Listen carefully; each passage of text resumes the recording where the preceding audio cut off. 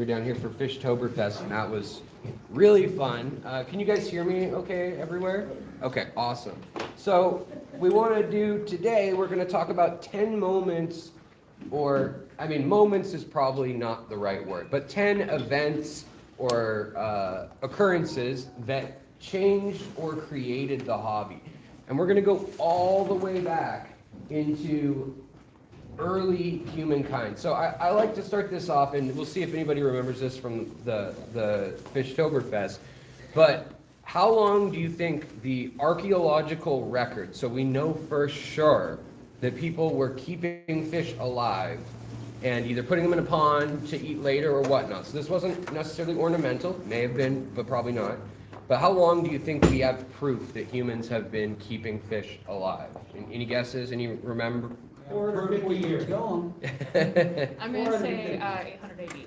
So it's actually 29,000 years ago. We have, if we move right along here, these are what some of the primitive fishing weights, and we find these all over the world. This is nets, and we often find these in the same sites as ponds. And that's really the first event in this list of events, and that's ponds, because it's really the first aquaculture that we think of. And this is where humans come into contact with fish. We see this in Polynesia, which wasn't inhabited until later on than 29,000 years ago. But we also see this in Northern Africa. We see this in China, in Southeast Asia. We see this right here, on the Columbia River, actually, and up in the San Juan Islands in Washington, where we know from oral tradition that baskets, weirs, dams, different forms, seine nets were used to catch fish, but they also had these weights, and they start getting more elaborate, and they start becoming intertwined in the actual religion and daily function of a lot of societies. And it becomes a thing where if you eat salmon every day and you dry it out, and for 6 months that is your food source, pretty soon that fish becomes pretty important to every aspect of your society. I mean, if another group comes and takes it, you are out of luck, you're goner. And so you start seeing religion and groups and, I mean, just kind of veneration of various food sources, probably at first. We don't know. There's nothing left of a record from way back. But as coming into more recent history, like ancient Egypt, Carthage, Malta, we have these ancient sites 6,000 years or so, where we see that the fish that they were using aquaculturally, all around the world where we see this, they're actually, taking certain species or certain fish with certain traits, and they're saying that is holy, or that is special, or that is taboo to eat. And we see that with goldfish, is probably the one that most people know about. Carp were eaten as a food source. Here is another instance of how big the ponds in Polynesia were. If you guys have been to Hawaii ever, some of you may have seen some of these sites, but I mean, some of them are multi-acre sites, and this is a culture that didn't even have metal. I mean, they weren't metal workers, yet they're still building aquacultural facilities that are very complex. This is a recreation, but it's been kept for ever since, probably around 800 AD, arguably, is when we know the Hawaiian Islands were settled. But all through Polynesia and Micronesia, this aquaculture is very common. And in some cultures, tattooing was also common, and so you'll find clans and groups and different, what we'd call cults in anthropology, that have tattoo imagery, that have cloth that's woven with the imagery of specific fish. And that's kind of when we start seeing, also as society progresses, we start seeing, like in China, for instance, they saw gold scales on some of the carp that they were eating. And that became a rare occurrence, but they started learning about selective breeding, for instance. And we have a nice written record in China of that. But as we go on, we'll actually see that there is a lot more information that we're just now discovering, for instance, in the Khmer Empire and down in Cambodia, Thailand, up into Laos and Vietnam also. But bettas and half-beaks, now we've been able to kind of track down through genetics we look at mitochondrial DNA of the matrilineal side of fish, and we can see that for 40 generations maybe, or we can see errors that add up, or traits that add up essentially, that aren't natural. So in a natural population, you wouldn't see recessive traits coming time and time again, unless it was a group cut off from all the other groups. Yet we find in the beta DNA, beta splendens, that it looks like over 1,000 years. It's somewhere between 700 and 900 generations that have recessive enforced breeding of these mutations and things. So, I mean, we used to think that it maybe was 300 or 400 years that they'd been bred. And just now, I mean, 6 months ago, this paper just came out. And at the same time, the archaeological community just came out and said, you know what, we found this stone stela near Angkor Wat in Cambodia, and also in Myanmar or Burma. There's sites too. But they found rules etched into the stone with half-beaks and bettas. Wrestling half-beaks and bettas were not naturally as aggressive of fish. They have a territorialness when they spawn, but they were specifically bred for aggression and for fighting. You see in other bettas, they're still kind of territorial and things, but a lot of times online, if you're buying them or something, you'll see in the description, it'll say like the peaceful version of the betta or something like that. Well, the real betta out in the wild, the splendens, was more peaceful. And oddly enough, there's also links between the red pigmentation and aggression, just by chance. They don't, it's kind of an odd quirk of nature. But so they were bred selectively for that. And in Thailand, we know that there were villages where they would settle disputes with those fish. So it became important to learn how to breed them and also how to have the winning fish with the biggest stamina. And so they weren't breeding for color and things like we often see nowadays. But you see, that was a good, example of people breeding for stamina, for vitality, for the ability to basically fight 2-3 hours with another fish. And it wasn't necessarily to the death or anything at the time. But a lot of times, instead of having these intertribal conflicts, especially in Thailand, groups would just say, we'll let the fish settle it. And everybody had several people in the village that would breed them. And then they'd have, the best of the best always ready for if they needed to settle them. But it was also just an occasion to get communities together to do trade and other things. But there's examples like this all around the world, and so it's kind of a fuzzy line when aquaculture and harvesting food starts to become aquarium keeping and reproducing ponds and aquaculture. I mean, so it's a bit of a fuzzy line, but that's why I like to start it here. And here you can see some of that early technology with those weights we saw. That's cast netting, where they throw it out and it catches the fish, and they've got them all densely in their ponds already. But again, here's another even larger one on Maui. And this is, I think this one's like 11 acres in total. So I mean, there's no joke. They're using stones and stacking them, and it was war, if the control of these. See the same thing in the Mediterranean around 6,000 years ago. It starts, and then later into the Roman Empire and the Egyptians, the Egyptians first, then the Romans and the Greeks. But Carthage, for instance, around 3,000 years ago, they started getting into making this fish sauce that's the equivalent of today's ketchup. It's called garum. And the Romans later would kind of make that more famous. But they needed to get sardines, and they would only come seasonally. So they needed to figure out how to keep these fish alive and healthy and ready to harvest all the time. And so in Carthage, Northern Africa, and Morocco, Algeria, today what it is, we see also the remnants of these ginormous complexes for keeping fish.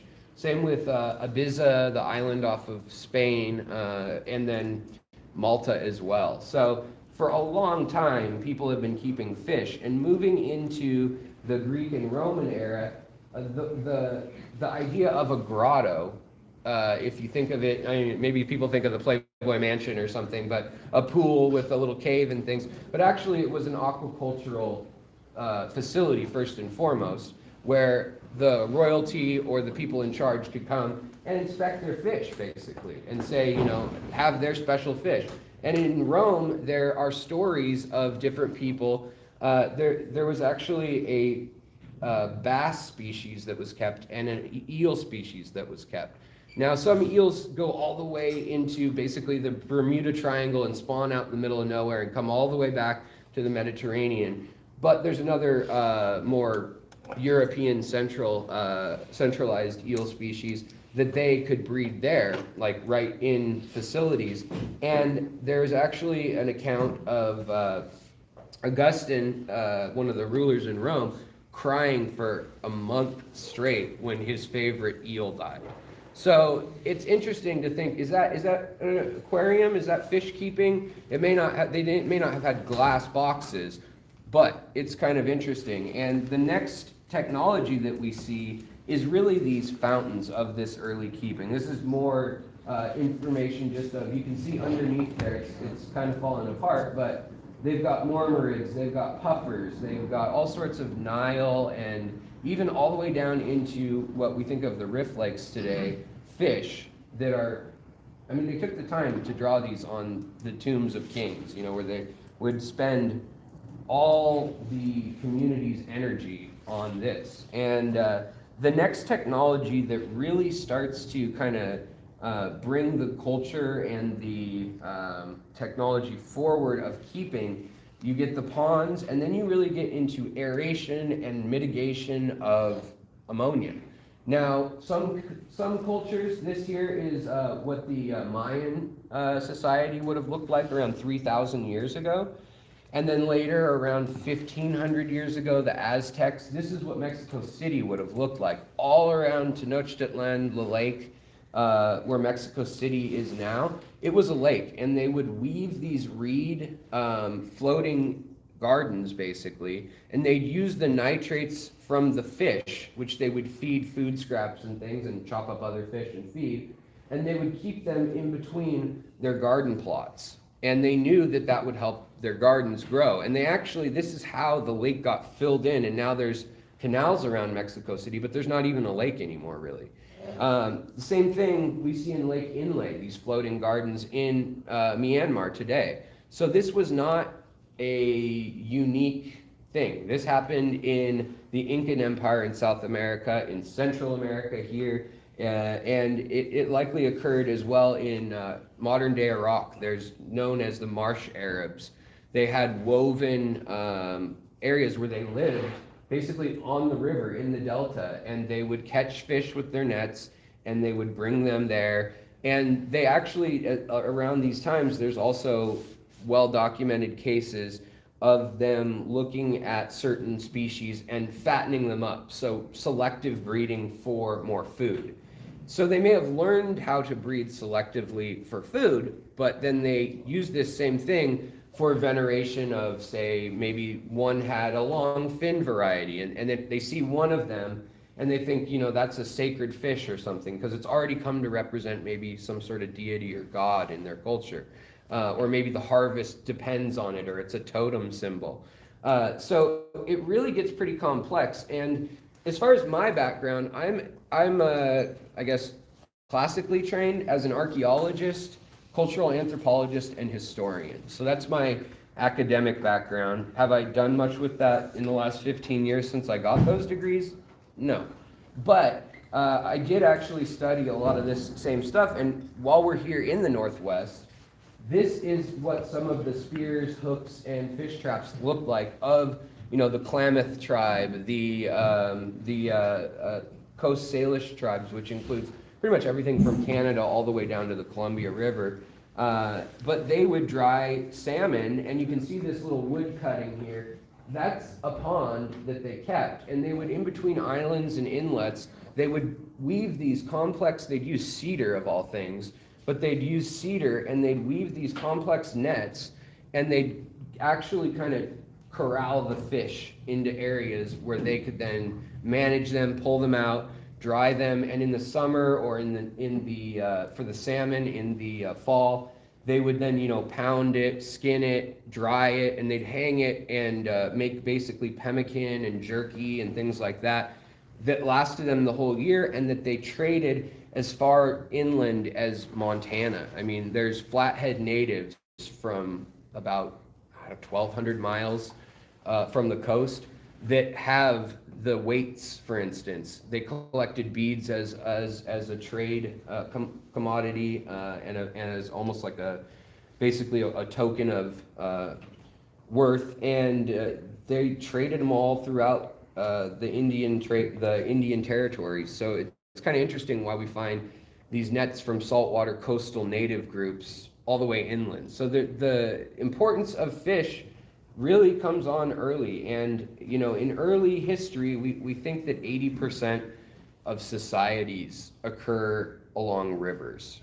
And so water is life, fresh water is life. And I think a lot of this is kind of why today a lot of us feel a calling to controlling these forces, to keeping life in a little box. So as time goes on, the technology that starts to get used, and specifically we know about this in the Mediterranean, but India also has this going on pretty heavily as well. The next big step are fountains. And so we see Heron's fountain, or Hero's fountain is another one that's a Greek invention, but it's basically a way to keep, here's a little diagram, a way to keep water flowing through a fountain with a reservoir. And if you go to Rome today, there's still dozens of fountains, and rich people would build these fountains, and during the holidays, they'd stock them with bass, and poor people could come to their patron and they could get bass to eat for Christmas. They weren't celebrating Christmas for a while from when these were made. But later on, they would literally be celebrating Christmas. But these fountains are still there. And it became clear that aeration was important, couldn't keep them in dirty water. And so different societies start to note the different fundamentals of this. The next period, we kind of have a loss in European sources, which is the Middle Ages. And, this is an illustration from 1250 AD, but here you can easily make out that they've got nets, they've got bags, and that they're clearly tending fish. I mean, they clearly have food sources, but also we start to see cold water varieties of catfish where they're being bred for the longest whiskers and things like that, where we see art about it. We hear folk tales about it. In modern Italy today, there's still stories of this. And in France as well, but we don't necessarily have the hard evidence that, well, that's a pet fish. But I mean, we have the story of an emperor crying for a month over his special fish, And in China, we know that if you ate any gold-scaled carp, it was a death sentence. You couldn't even keep them by about 1,000 years ago, once they had actual, what we think of today, koi and goldfish worked out. It was a death sentence to even keep them without being of the royal family. So pretty dire consequences for fish keeping, I would say. Here we have kind of, the Middle Ages, like I said, is kind of, as we think of it, the Dark Ages too. So there's kind of not a lot of advancement that is noted, but there is a lot of folklore and education amongst the class of people who would be caring for these things. So they are figuring out how to keep more and more species. So we're going from just keeping eels and catfish and things that can breathe air and live in mud puddles to more ornate and delicate species are starting to be kept. Here we have the first European illustration of a goldfish. And this is from the 1590s. And this is when the Portuguese and the Dutch, and they're kind of the earlier adopters, Spanish as well too, the Netherlands, all these areas are starting to go explore the world, and they're starting to make it into Asia. And so this is one of, to me, that's a terrible illustration of a goldfish. We know from, the Asian illustrations and ceramics that they were beautiful, veil tail, nice looking goldfish like we'd think of today. So, but yeah, I guess nobody was going to call him out in Europe on how his illustration was. So there's that. Now, one person that we may think of as kind of the grandfather of the hobby, that you could say, But really, I like to point this out as the third item on the list, which is the Enlightenment and the naturalists. And that's when people for the first time start to use the scientific method to actually study fish and say, you know, what can we learn about these? What can we demonstrate that's true and what can we demonstrate that's not true? And that will go into what we believe about things. Now that seems like common sense, that seems like how we do things now, but that's not how things work. Truth was as your elders or your church or your local patron told you truth was. So it's actually a pretty big change, at least for Europe and the Mediterranean, Asia, the Near East, and also North Africa. But this guy, Guillaume, he talked quite a bit about fish in the wild. He's not really the aquarium keeping of fish guru, but he does start to give names to fish. He starts to take the illustrations that are coming in from all over the world, like that great goldfish illustration, and catalog them. So before Carl Linnaeus starts getting into taxonomy as we know it today, we start seeing different people in Europe become naturalists. And it's really a self-described title. It's not, there were a few, you know, Oxford, Cambridge, there's some of these ancient universities compared to other learning institutions, but there was no standard of education per se. You basically were a well-to-do person and you had enough free time that you became an expert on something. And so that is the accreditation of most of these early fish keepers, all the way until the 1800s, really. Then we start to see academia, universities, and things actually start declaring you an expert. And you know, I think that's interesting in the hobby too, though, because now we've got hobbyists who may have no educational formal background in anything fish related, and they may be far, far advanced in their knowledge just from experience on how to keep a certain species, versus maybe a university professor who's specializing in cichlids may know nothing about how to actually raise them in captivity. He may just be interested in the biology and how many vertebrae they have or the evolution of them. So today we still see this kind of self-expert, you know, self-taught expertise coming in. But during this colonial period, this is really the next thing on the list that revolutionizes everything, and that is colonialism, imperialism. And we see the Portuguese in 1591 bring back the first goldfish to Europe. And within 2 years, they're breeding them and they're in Paris. Within 4 years, they're all over Germany and what we think of today as the Czech Republic, in Prague, and all the way to Russia.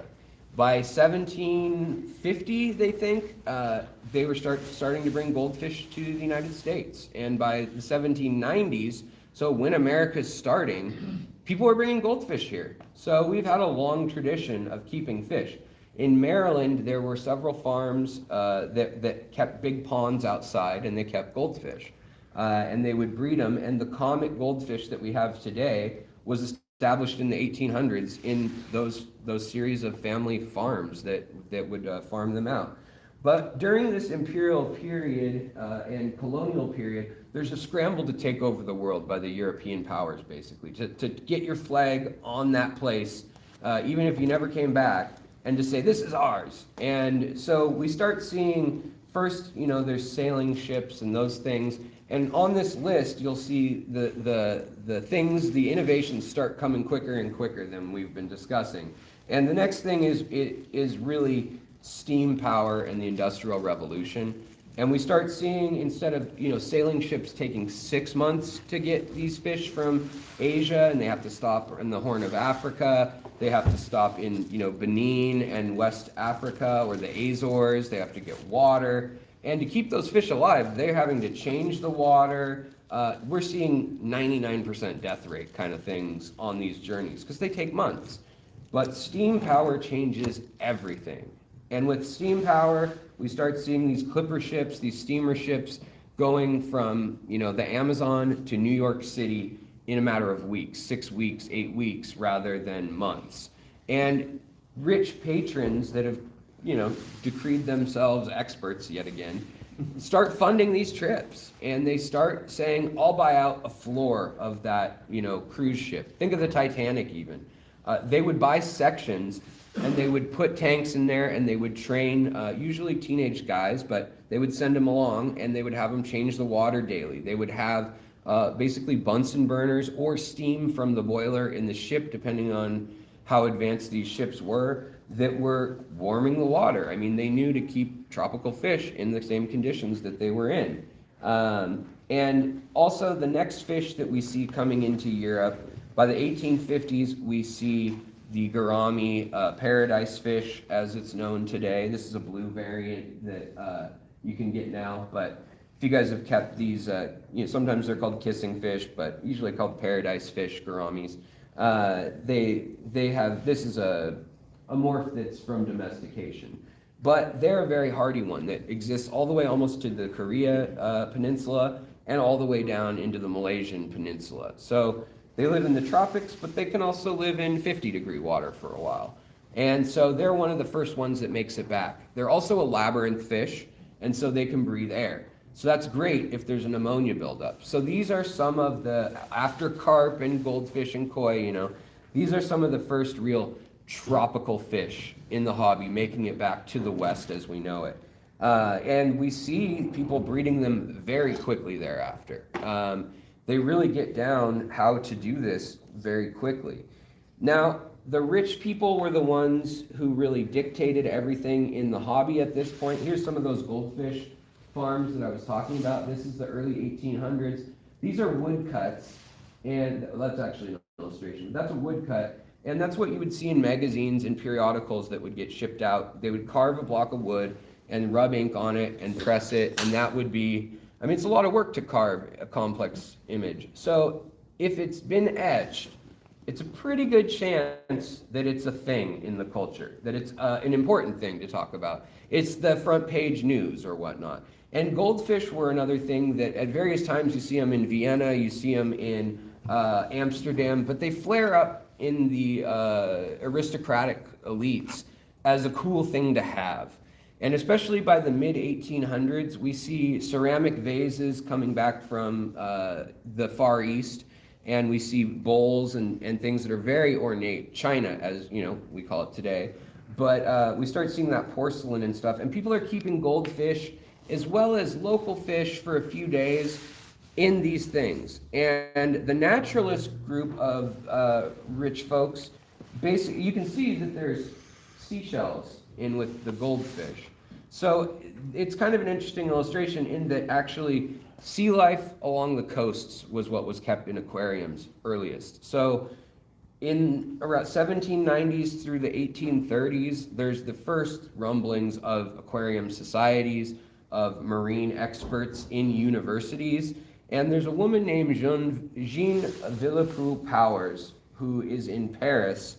And she was born a peasant and works her way into the royal circle, marries a duke, and she self-teaches herself about nautilus and octopus and shelled creatures, and does these incredible illustrations and studying out in nature of aquariums. She also coins the term aquarium and a number of variants of that, vivariums, ripariums, things like that. But she's the first to really have someone paid to make a glass box with 5 sides.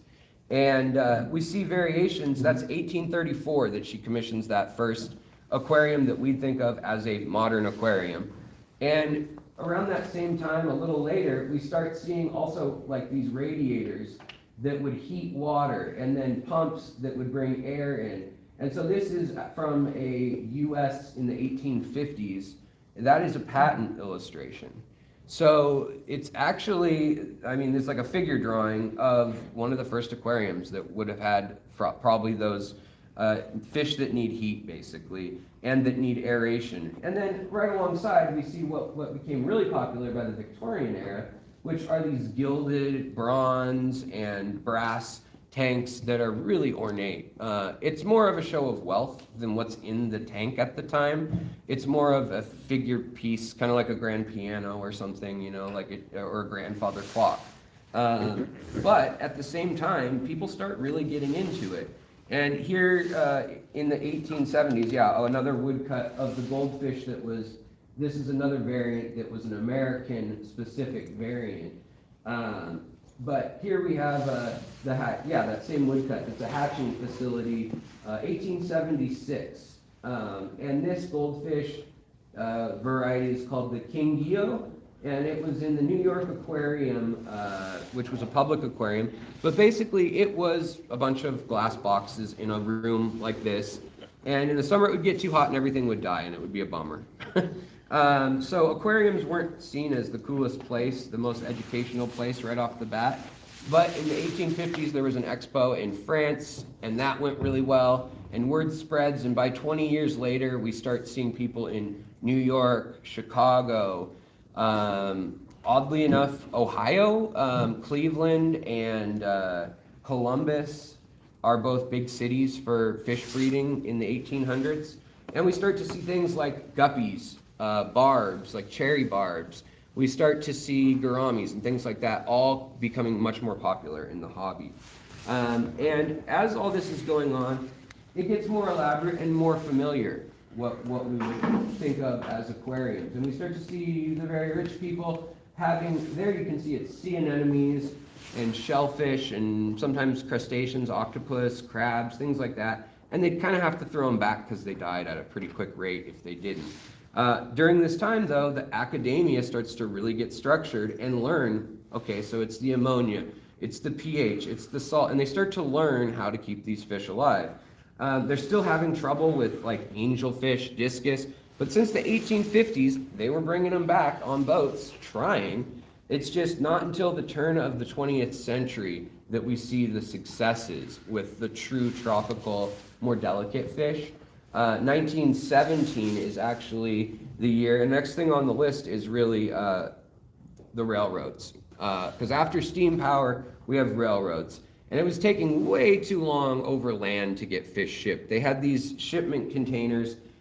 Here's that New York exhibition that I mentioned, where they, it's a little pixelated, but I think the woodcut's a little dramatized. There's a whale in the center there. Is the source material a little suspect? Sometimes. Looks like sea lions, maybe like a paddlefish or something. So I don't know what they had there. There's not the best record that agrees. But if you guys have been to Chicago, this is what the Shed Aquarium looked like, the first iteration of it. And that's really one of the first modern, like through today, like you access it from the back, the public can come. And it started as free and then just a low fee that kept it going. Aquarium, and this is the democratization in the first wave of the hobby. And at this place, we're seeing experts that develop technologies that learn, oh, you have to hatch live food for them. You have to use beef hearts or, whatever it is that are things we've learned. This is the era that those things start getting developed in. Kind of switching back a little bit to technology-wise, though, there's all these patents that start coming out of the Americas and out of Europe that are about the technology of keeping fish alive. This is a step system that just keeps it aerated, but they may not have known what it was that they needed, the aeration, for instance, but they knew it needed a fountain or it needed splashing water. So in so many words, they figure it out eventually. These little cans here are known as German shipping cans. They're kind of hard to see. I think the next, so we already talked about trains, but let's get, there we go. All right, so this shipping can is a milk can, and it has a little fountain set up in it, and then it has a little Bunsen burner, or kind of like you'd heat food at a at a wedding or something. A little flame oil lamp in the bottom, which sounds like a recipe to have poached fish to me. But they'd fill train cars with these and start shipping them all throughout the U.S., all the way to Russia, even into Africa, as the European countries have colonized places like Kenya, South Africa, India, with the British, and people start keeping. Also, there's this gap that we're trying to fill in now of people keeping fish in India, like that are British royalty that are there, or Indian royalty that are there, and they're keeping these fish in captivity there, but they don't necessarily tell anybody back home because those people back home can't have the tropical fish yet. And so there's kind of this weird lag of those people coming back to the territories that have been part of this colonial empire that fill in the blanks for them. And in very quick order, there's this revolution at the turn of the 20th century. We have, there's the invention too, we've got airplanes, we've got cars. Technology just starts changing. And also the next thing on the list that I would say is most important is really of that industrial revolution period and everything, all this technology changing, we see people with more free time.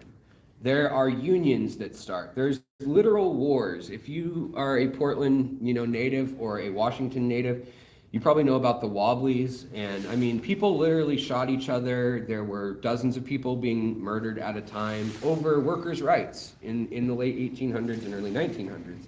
So whether it was a coal mine in Virginia or lumber yards and mills here in the Pacific Northwest, Everett, Washington had what they call a massacre where the military had to come out and they used a gunboat on protesters. And it was a big deal at the time, but it allowed us to have weekends. It allowed us to not work 18-hour days. It made it so you had to be 12 to work in a sweatshop.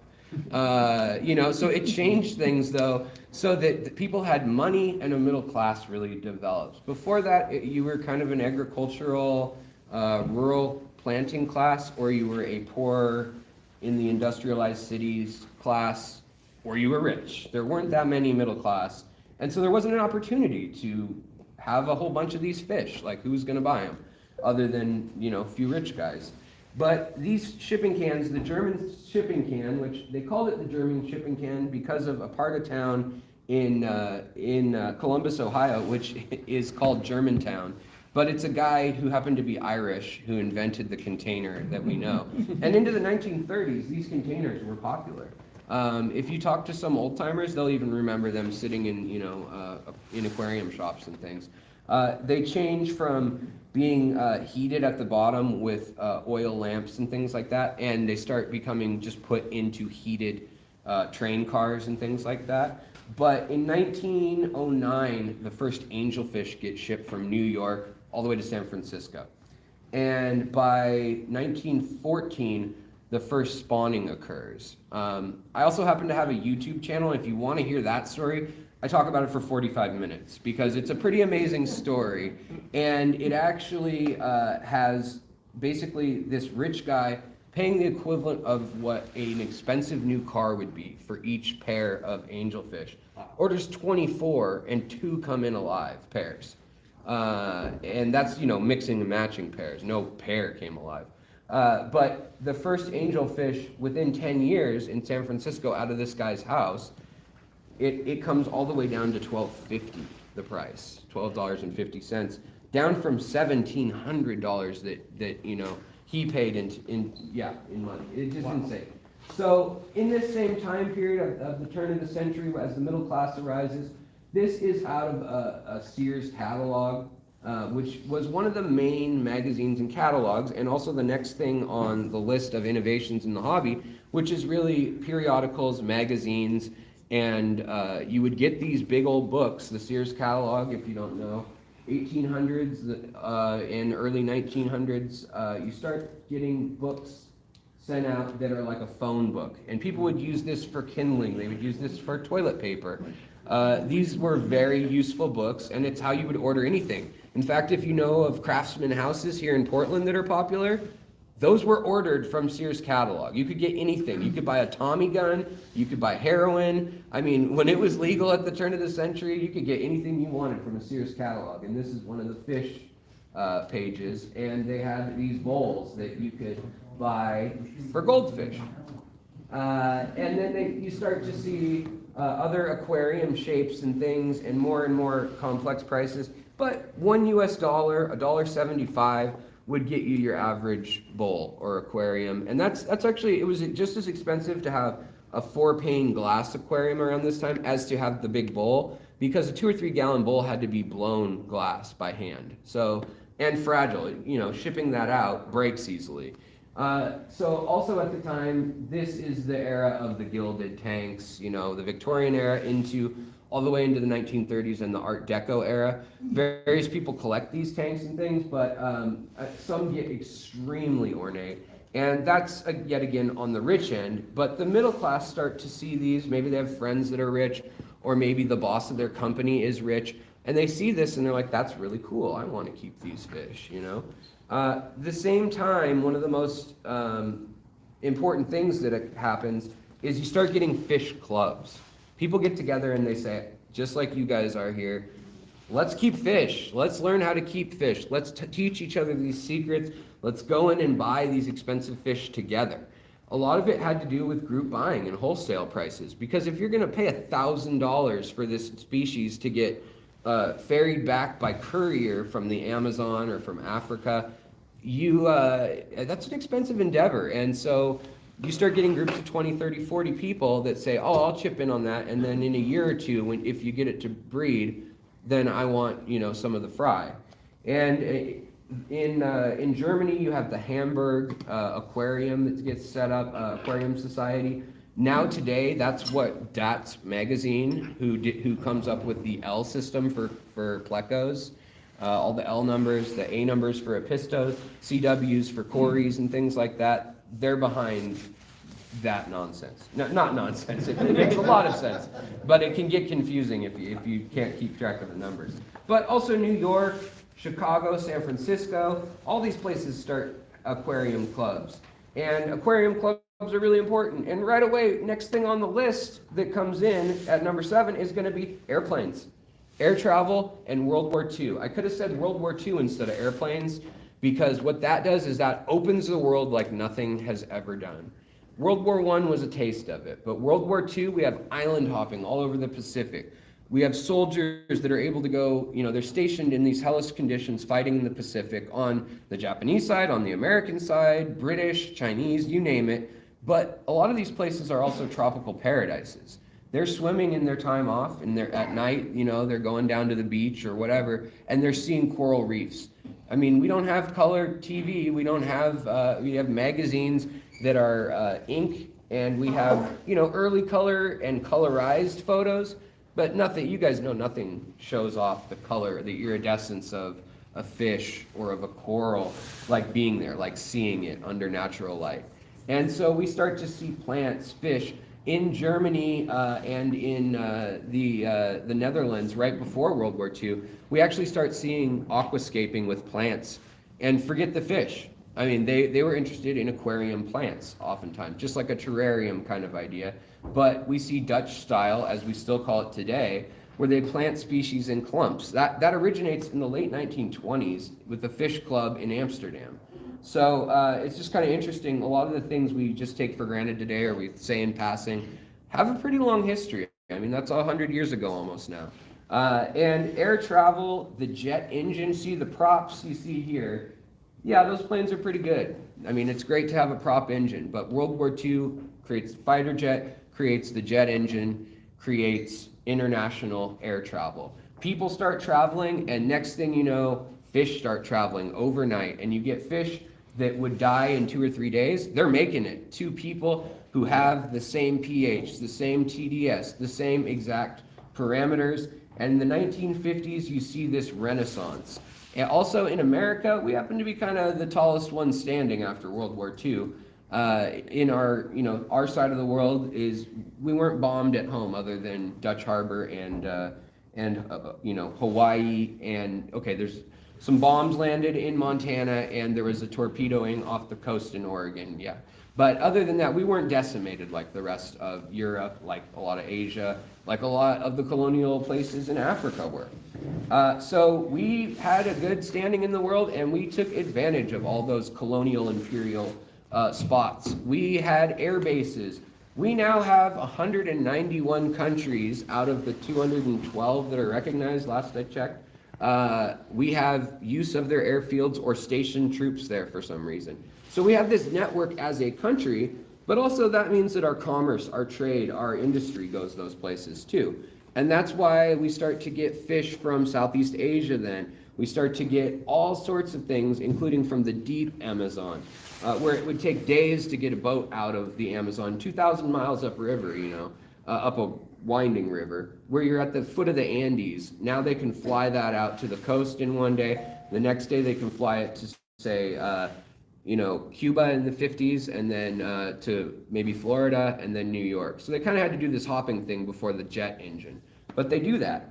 And you start to see the aquarium magazines and aquarium clubs right before World War II pop up. And all the tech you think of today pretty much exists by this point.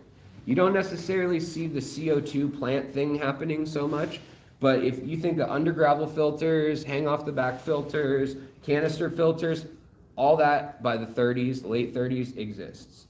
There's a lot of these patents that weren't used at that time. They weren't necessarily like mass manufactured, but somebody had the idea. And if you go on Google, you can actually look up these old patents, and it's pretty fun to see the zany ideas. Some of them are awful, like some of them are just terrible ideas, but some of them are pretty cool, and you can get cool ideas. Around the same time, the next thing on the list is really going to be the comic book magazine, Fish Club magazine era. And that is, you start to see, like in Germany, Dots Aquarium, Tropical Fish Hobbyist. You see a number of these magazines that become the foremost authorities on fish keeping. And it's kind of a hobby where, yes, local clubs, you share information, but if someone says it's gospel in these magazines in the 50s and 60s, a lot of times that is so, and so there's these kind of myths and things that also pop up that I think are relevant to the hobby today. But I mean, people think that there's only one way to keep this or that, or one way to do this or that. And a lot of the aquarium keeping at this time is kind of sterile, and not in its plastic plants, silk plants, gravel, and keeping your aquarium real clean, which works, but it kind of leaves out the ecosystem part. Now, I think this is funny just because this was the back of like an old comic book for kids, And if you guys remember, I even remember that these existed before the internet and stuff. You'd mail away for x-ray glasses or hovercrafts or instructions or, whatever it was. But you could order live seahorses, great. And you could order chameleons, you could order guppies. So kids become kind of this new target audience. So we go from the wealthiest kings and queens and pharaohs to kids playing with fish. And that's really who people start marketing to in the 50s and 60s then. There is the high-end discus, angelfish, saltwater, plants and coral that starts becoming popular too. But really it's about guppies, it's about tetras, it's about platies and mollies and bright and colorful fish. I just like that you could get a monkey for $20. Early on, it really starts 1939, Batman. Obviously, there's comics before that and after that. But you can think of how important comics became. Crazy crabs, you could get hermit crabs there. And then, also sea monkeys are the next breakthrough that everyone probably remembers too. I don't know if they still sell them, but I don't know if they're quite the cultural event that they had been for 50 years or however long that run lasted. But I remember getting sea monkeys as a kid, and they'd have you add the first packet, and then they say, do not touch it, wait, go away for 2 days, then add the second packet, and it will come to life within hours. Well, the truth is the eggs were in the first packet, and just they were small, and they needed to hatch, and so they hatch, and there's nothing to see other than teeny tiny specks. So he used to say, use the packet, and then you can look at life forming. And kids just said, there's just little dots. Like, I don't get it. And as soon as he did that 48-hour delay and used this special strain of brine shrimp, he found out that sea monkeys were the hot ticket. Also, marketing comes into the hobby real big. And you see TV commercials, you see radio commercials, you see, everybody knows what brine shrimp look like. Probably, and a little monkey in the hand mixed with a human mixed with a brine shrimp. Yeah, it still doesn't look like that. Selling the idea of instant life or the idea that kids are controlling life in a box, it's very appealing. train them. So then, you know, the next real innovation and the biggest, the last innovation is the internet, really. And it changes everything. From early on, you've got internets, where you've got universities talking and things like that. You've got experts and professors talking between Harvard and Stanford as some of the first internet lines. Then it opens up by the late 80s, and you get, you know, things like AOL and email between civilian groups and things. And then later on, we start seeing really with forums and pictures and color, and, you know, digital cameras. It really democratizes the ability to, you can be an expert and you can be a working class person, and you can talk to someone in Germany, and you can share your secret for breeding this or that, and you can get that across the world instantly. And it's really a change in things. At the same time, you start seeing kind of people like Diane Wallstead, people like Takashi Amano here, getting back to the creating nature in a box, like Jean Villepreux Powers did, like some of the early Scotland particularly had a lot of naturalists. Edinburgh, Scotland had a big marine biology department in the 1850s. And you start seeing that early on they didn't know how to keep fish alive, so they put everything that was with the fish in the wild in a box, and that was like, yeah, all right, we figured it out. But when they took away elements, then they couldn't figure it out. And then for a long time, it was like the era of chemistry and Dow and mastering chemicals and, you know, better living through chemistry. Get rid of that ammonia, put this powder in. Get rid of that chlorine, put that powder in. Use silk plants, keep it sterile. You don't want your eggs to rot. Well, then now with the internet and with more information, now we're seeing things like live cultures, like planted tanks, like soil and dirted tanks. And really that appreciation for the nature rather than the mastery over it. And yes, it's kind of interesting that now we have all these man-made strains and domesticated lines of fish that may be in a nature tank. It's kind of this weird, you know, contrast. But at the same time, it's kind of beautiful in that we've spent thousands of years going from depending on these fish to survive, to eat, to loving these fish and only the elite having them, to it being democratized at the turn of the century, and with people and in the middle class arising. And then with World War II, I mean, there's a whole cultural element of, oh, I do biotopes from here, or I collect Papua New Guinean fish, or rainbow fish, or cichlids. By the 70s, really, almost the entire world has been explored to some degree. The last place to be opened, as far as we're concerned right now, Burma or Myanmar today, the Shan region, the Wa region, and Celestial Pearl Danios. That was 2006 that they were scientifically discovered. So a lot of people don't realize that who are new to the hobby, but they're not like an old standby or anything. We're still finding new fish. There's still a ton to learn. Papua New Guinea, the Congo, the deep Orinoco Valley, River Valley and Delta. We have not explored these places well, and especially not for little fish, because if it's not nourishment, like, you know, they look at white folks from New York that come into the Orinoco. I have a friend who lives down there, Ivan Mikolji, who explores and photographs, and they think he is insane looking for a fish this big and spending, you know, his money when they're interested in cooking piranhas and angelfish and discus for food. You know, that's a small food fish. But, you know, to him, he's interested in these tiny fish that were overlooked. And a lot of cultures did utilize these fish for something, or there's maybe even medicinal value or toxins for a dart. You know, certain trees even you mix with the bladder or a gland from a catfish or a stonefish, and it's a poison arrow or a poison dart for a certain tribe. So now we're really going back and trying to examine all this history that we've talked about this whole talk today, and we're trying to pick out, like, what was fact and what was fiction. Like, is there really a cure for, hemophilia or bleeding, the disease where you can't get your blood to clot? Well, some people said that, you know, eating the organs, a gallbladder from a certain fish could cause you to clot, even when you didn't have that clotting factor. And so now we're going back and we're actually making medical breakthroughs. We use Madaka rice fish, we use danios, zebra danios. We've sent them into space. One of the first animals in space was rice fish. And before humans or even Lakia the dog in Russia, they sent up a Medaka rice fish. So it's kind of interesting, like how we've looked at it now.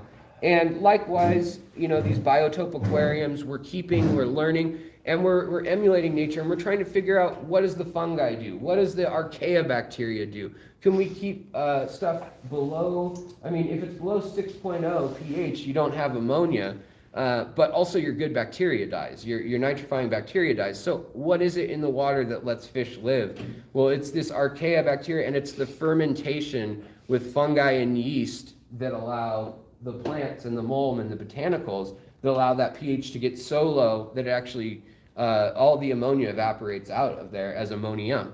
So it's just kind of interesting, the things we're learning now. Another picture of Takashi Amano, but that's like kind of a giant Dutch aquascape there. Again, that's a holdover from the 1930s, and now we're learning CO2, and we're learning fertilizers, and all the things we've kind of dissected. We come this full circle, and it may not be as important as life or death to everyone, maybe to some of you guys, but and to me maybe the aquarium hobby is, but you know, the fish still have an important role to play, and I think we can still learn a lot from them. There's always research going on about, you know, neurological conditions, about things like the evolution of sight or the evolution of vertebrates and different mechanisms evolutionarily of like why certain birds have pretty feathers. Well, that was an easy one, you know, even Darwin figured that stuff out. But now we're getting into like weird quirks of things, and fish are one of the places where we're looking. Like, for instance, them changing genders and sex on us like this. We found that domestic bettas, their chromosomes don't determine their sex. It's not a gene on their X or Y chromosome. It's a floating gene. And so domestic betta splendens can just randomly change gender. In the 1970s, they did a procedure where they do a hysterectomy. They get rid of the ovaries of the fish. 25% of them stayed female, 75% turned into male after that process and had legitimate offspring. You can Google the research papers. It was like, that's weird. Put it in a file and never talk about it again. Well, now they're revisiting some of these odd things that they thought were anomalies, and we're learning really interesting things about, you know, some chromosomal disorders, and we're learning things about how genetics are passed on, and epigenetics, and in viral genetics. eDNA is the next big thing. But, you know, aquascaping, obviously with Takashi Amano, that was a big thing, and a lot of you may be into that, the balance of nature, and again, keeping it simple but natural. Again, Yahoo, obviously, for those of you guys remembering the internet. But I'm going to end it there and say that we have taken the full gamut of playing with DNA, playing with science, saying we master these fish, making them glow in the dark so they're like a 70s Velvet poster. And contrast that with the people in Hawaii. I went there, literally took a picture of the guys throwing the cast nets today. That's been passed on and is still popular. And those are still like family sites that are very important and that are owned by certain families in Hawaii and Polynesia. So I just wanted to kind of show you that last, you know, the difference in how different people see fish. But I hope you guys see fish a little different after today's talk about the journey that we've been on alongside fish and humanity. So thanks. Does